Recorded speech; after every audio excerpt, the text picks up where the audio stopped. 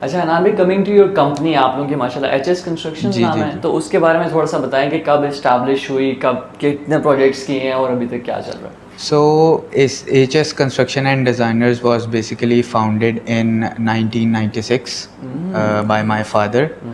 My father is an execution consultant as अच्छा। well as civil engineer.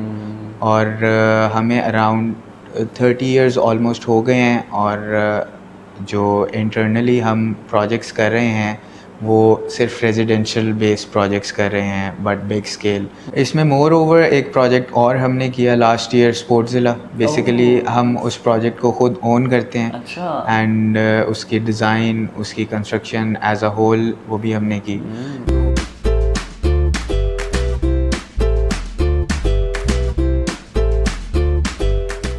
अस्सलामुअलैकुम ख़वातीन व हज़रात, welcome back to a brand new episode of the local podcast. मैं हूं आपका होस्ट राग़िब और आज के जो हमारे गेस्ट हैं वो एक बहुत ही यूनिक और मल्टी टैलेंटेड गेस्ट हैं हमारे। वो एक यंग आर्किटेक्ट हैं, इनकी एक अपनी आर्किटेक्चर की कंपनी है और साथ ही साथ ये इंटीरियर डिज़ाइन भी करते हैं, प्रोडक्ट डिज़ाइन भी करते हैं। इनकी कस्टमाइज शर्ट्स के नाम से भी एक साइड बिज़नेस है, तो मुख्तलिफ़ चीज़ें बड़े मुनफरद अंदाज में करते हैं। तो प्लीज़ वेलकम, बगैर टाइम वेस्ट किए, we have Mohammad Hanan with us. Thank you so much Hanan भाई, आप द लोकल पॉडकास्ट पे आए, आपने टाइम निकाला, बहुत शुक्रिया। Thank you very much Ragib for inviting me here. Hanan भाई, सबसे पहले हम अगर आर्किटेक्चर को टच करें, माशाल्लाह यंग आपने काफ़ी जल्दी जर्नी शुरू कर ली, तो उसके बारे में बताएं कि क्या इंस्पायरेशन थी, कौन इंस्पायरेशन थी और किस तरह शुरू किया। Alright, starting with my career path. तो इनिशियली जब मैं अपने हायर स्कूल से फ़ारिग हुआ था तो ऑब्वियसली मेरे फादर एक कंस्ट्रक्शन कंपनी ओन करते हैं। अच्छा। तो बात की जाए तो घर में लेआउट्स पड़े होते थे, डिफरेंट प्लान्स पड़े होते थे, तो मैं फारिग टाइम में उसको जो है ना स्टडी करता था, उसको देखता था। तो मेरा ना वहाँ से एक इंटरेस्ट डेवलप हो गया घर था उन से शुरू। लेआउट्स में। हाँ। तो फिर मैं उन लेआउट्स को देख के उनमें कलर्स करता था, हर स्पेस को एक अंडरस्टैंड करके कि वो स्पेस बेसिकली है क्या, what does the particular space mean, उसकी एसेंस को समझता था और उसमें ना कलर्स करता था। तो वहाँ से मेरा इंटरेस्ट एक आर्किटेक्चर फील्ड में पैदा हुआ इनिशियली एट बड़ी पायनियर स्टेज। तो आफ्टर दैट हायर स्कूल से जब मुझे वेकेशंस हुई, एज क्या थी आपकी? मेरी थी, I was around 16 to 17 years old. अच्छा। तो वेकेशंस में मैंने एक छोटा सा स्किल सेट ले लिया जो जिसको अब हम कहते हैं ऑटो कैड। अच्छा। तो मैंने ऑटोडेस्क से ऑटो कैड की सर्टिफिकेशन की और इतना ज़्यादा इंटरेस्ट हो गया था कि मैं डे एंड नाइट उस पर लगा रहता था। और जब वो था तो डिफरेंट लेआउट्स को ट्रेस करना, क्योंकि what is architecture mainly I don't know at that time. तो उनको ट्रेस करना, आहिस्ता आहिस्ता उस स्पेस को कीनली अंडरस्टैंड करने लग गया था मैं। तो फर्दर ऑन फिर I started FSc pre engineering. अच्छा। तो बीच में गैप आ गया था। तो जब गैप आया है तो मैं टोटली कट ऑफ हो गया था इस काम से। तो इंजीनियरिंग क्यों आपने? इंजीनियरिंग मैंने इस वजह से की थी कि जो मेरा एक सेकेंड इंटरेस्ट था वाज बेसिकली कंप्यूटर साइंस। अच्छा अच्छा। तो मैं मीन वाइल कंप्यूटर साइंस को भी देखता था, डिफरेंट कोडिंग्स करता था, कैली लिनक्स को ऑपरेट कर लेता था। तो उसमें इंटरेस्ट भी था, फिर आरके में भी था। और मेरा मेजर जो बेसिक आइडिया डेवलप होना शुरू हो गया था वो ये था कि मैंने आर्किटेक्चर एंड कंप्यूटर साइंसेस का इंटीग्रेट करना है। अच्छा, that's तो great. खैर after my graduation, sorry after my FSc pre engineering, तो मेरे पास ओपन एवेन्यूज़ थे कि मैं आर्किटेक्चर में चला जाऊँ या सीएस में चला जाऊँ। तो आई चूज़ आर्किटेक्चर, क्योंकि बेसिकली आप देखें कंप्यूटर साइंस में इतना इंटेलेक्चुअल नहीं होना पड़ता आपको कोड याद करने हैं और आप अपने काम को जो है ना परसू कर लेते हैं।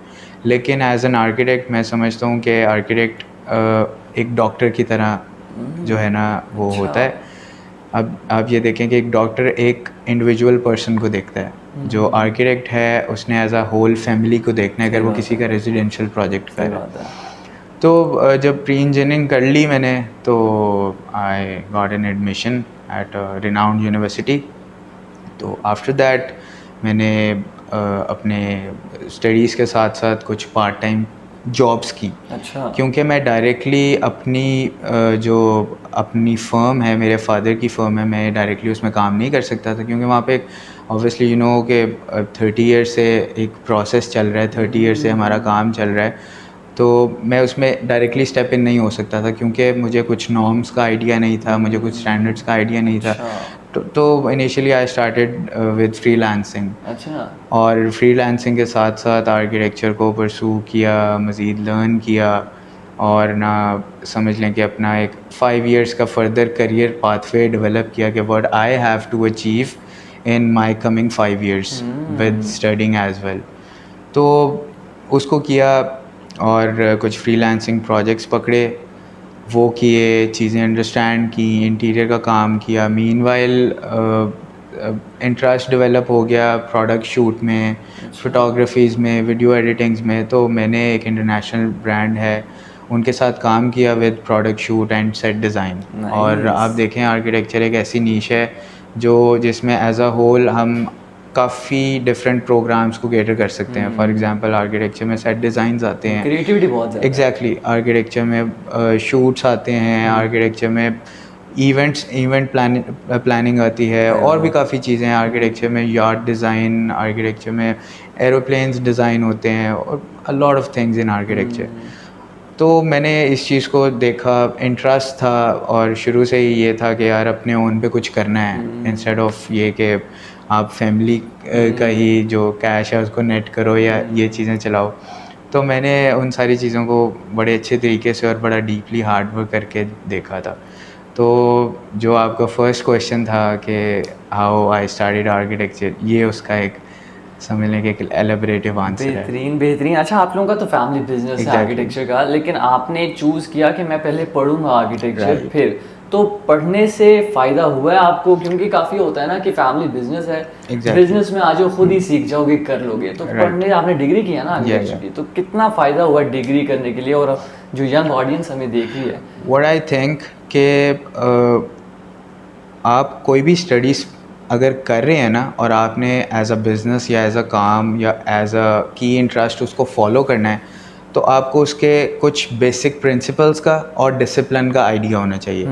व्हाट आई थिंक कि आर्किटेक्चर, बैचलर्स इन आर्किटेक्चर जो मैंने किया है, आपको एक बेसिक प्रिंसिपल, बेसिक थेरी और बेसिक डिसिप्लिन सिखाती है कि how you have to pursue in your particular field. तो मैंने ये चीज़ जो है ना सीखी थी, और इस चीज़ के ऊपर जो है ना अपना पाथवे स्टार्ट किया था। बेहतरीन बेहतरीन। अच्छा, coming to your first project, अगर आपको याद हो तो वो कैसा था, उसके बारे में थोड़ा उसका बताएं। बेसिकली फर्स्ट प्रोजेक्ट, अब आपको पता है कि किस तरह के हालात हैं, सारी चीज़ें, तो थोड़ी डिफ़िकल्टी हो जाती है एज अ फ्रेश ग्रेजुएट या वाइल स्टडिंग कि आप अपना एक फ़र्स्ट प्रोजेक्ट कैसे सिक्योर करते हो। तो मैंने एक फ़र्स्ट प्रोजेक्ट, अच्छा इसमें आपको एक पहले बात बता दूं कि मेरा एक रूल था, वो ये रूल है कि कोई भी काम आपने फ्री ऑफ कॉस्ट नहीं करना। ठीक है। अच्छा। अगर आपका इंटरेस्ट ही तब डेवलप होएगा जब someone is giving you some money to work for him और हर। तो मैं समझता हूँ कि मैंने शुरू से जो अपना फ़र्स्ट प्रोजेक्ट था उसमें भी मैंने एक चार्ज किया था, लेकिन बहुत एक मिनिमल अमाउंट थी, बट सिर्फ इस वजह से चार्ज किया था कि जो मेरा इंटरेस्ट है ना, वो इंटरेस्ट डेवलप्ड रहे और मैं एग्जैक्टली अपना बेस्ट दूंगा इस वजह से। तो स्टार्टेड विद रेजिडेंशियल प्रोजेक्ट, वो एक 1200 स्क्वायर फीट रेजिडेंशियल प्रोजेक्ट था, एक मिनी स्केल का था, बट समझ लें कि वो एक प्रोजेक्ट समझ लें very close to my heart, और उस पर बहुत ज़्यादा मेहनत की थी। और उसको आफ्टर डिज़ाइन, आफ्टर एग्जीक्यूशन, वो क्लाइंट्स के जो रिव्यूज़ थे, और client was like very good work, और वो क्लाइंट भी बेसिकली सऊदीया बेस्ड था। अच्छा। और उसको थोड़ा सा ट्रस्ट इशू भी था, और वो काफ़ी ज़्यादा वरीड था कि यार एक न्यू एमर्जिंग आर्किटेक्ट है, तो ट्रस्ट इश्यूज होते हैं यू नो स्टार्टिंग में। तो मैंने ऑब्वियसली उसको एज अ अपॉर्चुनिटी लिया था उस प्रोजेक्ट को, तो वहाँ से I started my journey as an architect. अच्छा, आपकी पर्सनल मैं ओपिनियन ले रहा हूँ कि आपको रेजिडेंशियल प्रोजेक्ट ज़्यादा पसंद है करने या कमर्शियल? इसमें देखें, हर किसी का ना एक स्टार्टिंग पाथवे होता है। मेरा स्टार्टिंग पाथवे था रेजिडेंशियल प्रोजेक्ट्स, और ईजीएस्ट वे भी वो है टू गेट इनटू आर्किटेक्चर, क्योंकि आपको रेजिडेंशियल प्रोजेक्ट्स जल्दी मिल जाएंगे इंस्टेड ऑफ ये कि कमर्शियल प्रोजेक्ट्स हों। सही बात है। लेकिन जो मेरा की इंटरेस्ट था रेजिडेंशियल से, तो मैंने अ लॉट ऑफ वर्क किया और काफ़ी प्रोजेक्ट्स भी किए रेजिडेंशियल बेस्ड, लेकिन मेरा जो की इंटरेस्ट था ये था to hit the bigger market.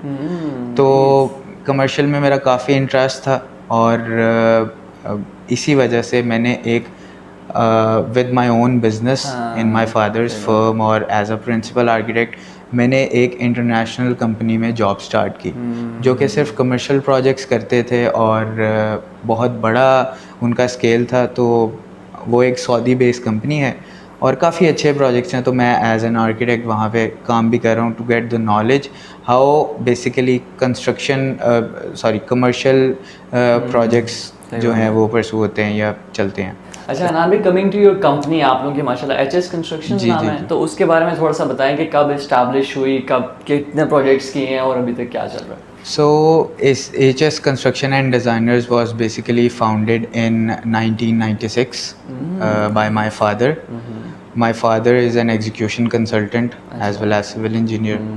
और हमें around 30 years almost हो गए हैं, और जो internally हम projects कर रहे हैं वो सिर्फ रेजिडेंशियल बेस्ड प्रोजेक्ट्स कर रहे हैं, बट बिग स्केल, जिसमें 1 कनाल हाउस है, 2 कनाल है, फार्म हाउसेज हैं, 4 कनाल प्रोजेक्ट्स हैं, और सिर्फ हम DHA बेस्ड प्रोजेक्ट्स करते हैं। अच्छा, एक सवाल जो मेरे जहन में आ रहा है कि आप लोग सिर्फ DHA की प्रोजेक्ट्स क्यों करते हैं? बेसिकली उसकी एक बहुत इंपॉर्टेंट रीज़न है, वो ये है कि मोस्टली जो DHA के लोग हैं वो वैल्यू टू मनी करते हैं, ठीक है, और उसमें वो उनको ज़्यादा गाइड भी करना नहीं पड़ता, लेकिन वो प्रोजेक्ट की स्पेसिस को बहुत अच्छे से अंडरस्टैंड भी करते हैं। और शुरू से ही वी स्टार्टेड इन DHA, तो अराउंड 400 प्लस रेजिडेंशियल प्रोजेक्ट्स जो हैं हम इन पास्ट 30 इयर्स कर चुके हैं। तो वो नो-हाउ भी होती है एरिया की, और एग्जैक्टली वो उसमें ये होता है कि आपको एरियाज़ का पता है, आपको लैंड की कॉस्ट का पता है, आप according to land cost, land value एक प्रोजेक्ट को जो है ना एग्जीक्यूट करते हो फ्रॉम डिज़ाइन टू एंड। सही बात। और उसमें अब फर्दर ऑन मैंने as I told you before के रेजिडेंशियल के अलावा मेरा जो की इंटरेस्ट है वो कमर्शियल डिज़ाइन में है। तो अब हम कमर्शियल डिज़ाइन के प्रोजेक्ट्स जो है ना वो स्टार्ट कर रहे हैं। अच्छा। कुछ किए हैं, कुछ मज़ीद इन लूप हैं, कुछ करने जा रहे हैं, तो इंशाल्लाह we are doing that in future. कोई मेजर प्रोजेक्ट जो आप लोगों की कंपनी से हुआ हो? रेजिडेंशियल बेस्ड प्रोजेक्ट की बात की जाए तो अभी एक हमारा मॉडल हाउस आ रहा है in DHA phase 7, 19 and 18V। It's basically 2 kanal unit, जिसमें 1 कनाल का लॉन है एंड 1 कनाल का बेल्ट एरिया है, और बेसिकली फुल पैकेज हाउस है बैक साइड टुवर्ड्स राया, और very close to my heart. और उसको बड़ा अच्छा बड़े टाइम दे के और बड़े एलेबरेटिवली उसको डिज़ाइन किया है और उसको एग्जीक्यूट किया है। तो it's basically a for sale project, और उसका house tour most probably this week और नेक्स्ट वीक जो है वो आ रहा है, और घर भी मार्केट में है। तो इंशाल्लाह आई एडवाइज़ यू टू विज़िट, और आपको अच्छा लगेगा ज़रूर। इसमें मोर ओवर एक प्रोजेक्ट और हमने किया लास्ट ईयर, स्पोर्ट्ज़िला। बेसिकली हम उस प्रोजेक्ट को खुद ओन करते हैं, एंड उसकी डिज़ाइन, उसकी कंस्ट्रक्शन एज अ होल वो भी हमने की। तो वो भी बड़ा एक इंटरेस्टिंग प्रोजेक्ट था, और basically the idea was of my brother in law. वो इस चीज़ को देख रहे हैं और बड़ा कीनली इस चीज़ को एनालाइज कर रहे हैं और इस काम को लेके चल रहे हैं। तो एक बड़ा सक्सेसफुल वेंचर है हमारा, और सोशल मीडिया पे भी काफ़ी हाइप और वो चल रहा है। सही बात है। अच्छा, आप लोगों की कंपनी की कोई एक होता है ना सिग्नेचर स्टाइल, हर कंपनी का होता है, तो आप लोगों की भी कंपनी का कोई है कि लगे कि यार ये तो HS कंस्ट्रक्शन का बना हुआ है? राइट। मैं समझता हूँ कि मोर ओवर एक कंपनी के अलावा एक इंडिविजुअल का ज़्यादा सिग्नेचर स्टाइल होता है। फॉर एग्जांपल अगर मैं अपने सिग्नेचर स्टाइल की बात करूं तो मेरे प्रोजेक्ट्स मिनिमलिस्ट होते हैं, जिसमें न्यू क्लासिकल अप्रोच भी होती है, अल्ट्रा मॉडर्न अप्रोच भी होती है, but a very minimalist and sleek fine lines पे वो होते हैं। लेकिन ड्यू टू बिज़नेस इसको as a business and interest pursue कर रहे हैं, तो as per requirement of client हम उस चीज़ को डिज़ाइन करते हैं, टू बी वेरी ऑनेस्ट। और ट्रेंड्स को फॉलो करते हैं बेसिकली। अगर आपको एक एग्जांपल दूं तो फ्रॉम लास्ट 3 इयर्स एक क्लासिकल यूनिट का और न्यू क्लासिकल का बहुत ट्रेंड था, but now people are forcing the more of clean line and modern projects. तो अब हम ट्रेंड को उस तरीके से फॉलो कर रहे हैं। सही बात है, तो सही। ये चीज़ है। You guys deal in interior design as well. तो इंटीरियर के जो ट्रेंड्स हैं वो बड़े रैपिडली चेंज होते हैं। मतलब आज कुछ कल कुछ, एक घर बना है, अगले घर में डिफरेंट ट्रेंड चेंज हो गया। तो how do you keep up with that? इसमें ये होता है कि आपने बड़ी अच्छी बात की कि रैपिडली जो ट्रेंड्स हैं वो चेंज हो रहे हैं, तो आपको अप टू डेट रहना है, आपको न्यू डिज़ाइंस, और आपको पता है कि कितने सारे elements in interior design involve होते हैं, जिसमें आपका फैब्रिक आ जाता है, आपकी क्लैडिंग आ जाती है, आपके वॉल पेंट फिनिश आ जाते हैं, एक्सेसरीज आ जाती हैं, फ्लोरिंग है, different a lot of things. तो इसमें आपको न्यू डिज़ाइन ट्रेंड्स के साथ जो है ना, टू बी वेरी ऑनेस्ट, आपको अप टू डेट रहना पड़ता है। तो अगर आप अप टू डेट नहीं रहते तो आप मार्केट में 3 से 4 साल पीछे चले जाते हैं। तो सो दैट्स वाई। और इसका ये होता है कि मैं every Saturday Sunday locally market में निकलता हूँ, डिफरेंट प्रोजेक्ट्स के बारे में रिसर्च करता हूँ, इंटरनेशनली क्या चल रहा है उसकी रिसर्च करता हूँ, जो रिनाउंड आर्किटेक्ट्स हैं, रिनाउंड इंटीरियर डिज़ाइनर्स हैं, उनकी क्रेज़ी स्पेसेस को देखता हूँ, उनके आइडियाज़ देखता हूँ, और फिर उसको देखने के बाद अपने डिज़ाइन में जो है ना उसको इंटरप्रेट करने की कोशिश करता हूँ, या फिर एक न्यू डिज़ाइन के साथ I come up with that particular thing. अच्छा हनान भाई, अभी आपने रिनाउंड आर्किटेक्ट्स की बात की, तो एक सवाल आ रहा है कि आपका फेवरेट आर्किटेक्ट कौन है? आर्किटेक्ट्स तो बहुत सारे हैं, बट जो मेरा फेवरेट आर्किटेक्ट है जिसके कुछ एलिमेंट्स मैं स्टडी भी करता हूँ, उनको इनकॉर्पोरेट भी करता हूँ अपने प्रोजेक्ट्स में, वो है पीटर ज़मथर। और वेरी गुड आर्किटेक्ट, और उनकी जो अप्रोच है वो बेसिकली मिनिमलिज्म है। अच्छा। वो हर स्पेस को डीपली इन्वॉल्व होकर डिज़ाइन करते हैं with the approach of minimalism. बेहतरीन बेहतरीन। काफ़ी हमने आर्किटेक्चर को तो डिग इन कर लिया है, अब आपके थोड़े साइड बिजनेस की बात करें, कस्टमाइज्ड shirts.pk। तो हनान भाई किस तरीके से शुरू हुआ, कब शुरू हुआ और किस तरीके से चल रहा है? अच्छा, ये भी बात है इन माय यूनिवर्सिटी टाइम्स। अब मेरे में एक चीज़ थी बाय बर्थ कि मैं पॉकेट मनी नहीं लेता अपने पेरेंट्स से, और मुझे अच्छा भी नहीं लगता। तो मेरा यही था कि जितनी जल्दी मैं अपने सर्वाइवल मोड में आ जाऊं कि मैं अपनी पॉकेट मनी या अपनी स्टेशनरी या अपनी शॉपिंग के पैसे खुद इनकम से जनरेट कर लूं, तो वो बेस्ट है फॉर मी। तो I came up with the idea of customise shirts, और ये बात है अराउंड 2019 के स्टार्ट की। अच्छा। तो वैसे ही नॉर्मली मैंने एक इंस्टाग्राम पेज डेवलप किया और उस पर पोस्टिंग स्टार्ट कर दी। तो in 1 week I got an order from a PR magazine page, elite life, जिन्होंने मुझे 40 शर्ट्स का कस्टम ऑर्डर दिया था। और वो शर्ट्स पे मैंने अपना काफ़ी ज़्यादा जो है ना इन्वॉल्वमेंट की, उसके डिज़ाइन स्ट्रेटजीज़ के बारे में सोचा, प्रोडक्शन के बारे में सोचा, और वो शर्ट्स उनको डिलीवर की, और उनके वर्ड ऑफ माउथ से मुझे आगे काफ़ी सारा काम जो है ना वो मिला। मैं पूछा था प्रोडक्शन प्रोसेस क्या होता है आप लोगों का? इसमें ये है कि स्टार्टिंग इनिशियली मैंने ज़ीरो इन्वेस्टमेंट से स्टार्ट किया था, और जब मुझे कोई ऑर्डर आता था मैं उसको थर्ड पार्टी से बनवा के तो आगे डिलीवर करता था, क्योंकि मेरा यही था कि काम का मज़ा ही वो है जो ज़ीरो इन्वेस्टमेंट से किया हो। तो जब वो एक चीज़ को बूम आ गया, मुझे इन मंथ 100 to 200 ऑर्डर्स जो हैं वो आने लग गए, तो मैंने फिर इसको एज अ साइड बिजनेस परसू करना शुरू कर दिया था।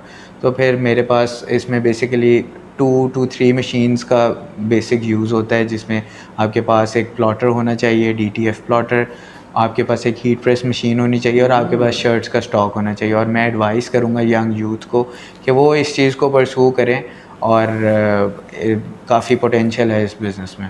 तो अनान भाई आप लोग स्पॉन्सर भी करते हैं टी-शर्ट्स?